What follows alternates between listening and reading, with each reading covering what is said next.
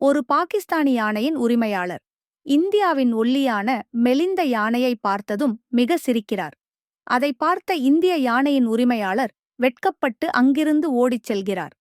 அதன்பின் யானையை பருமனாக்க வேண்டும் என்பதற்காக அவனுக்கு நிறைய பர்கர் கொடுத்து உண்ண வைக்கிறார். பிறகு அந்த யானை ஜிம்மில் கடுமையாக உழைத்து உடலை வலுவாக மாற்றத் தொடங்குகிறது. சில நாட்களில் அந்த யானைக்கு அற்புதமான உடல் கட்டமைப்பு உருவாகிறது. இப்போது இந்திய யானை பாகிஸ்தானி யானையை வாழைப்பழம் சாப்பிடும் போட்டிக்கு அழைக்கிறது. அதற்காக ஒரு லாரி நிறைய வாழைப்பழங்கள் கொண்டு வரப்படுகிறது. பாகிஸ்தானி யானை நிறைய வாழைப்பழங்களை நிரம்பி நிரம்பி சாப்பிடுகிறது.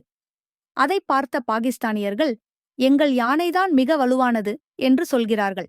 ஆனால் இங்கே இந்திய யானையும் மிக வேகமாக வாழைப்பழங்களை சாப்பிடத் தொடங்குகிறது. அதை பார்த்த இந்தியர்கள், எங்கள் யானைதான் உலகிலேயே மிக வலுவானது என்று சொல்கிறார்கள்.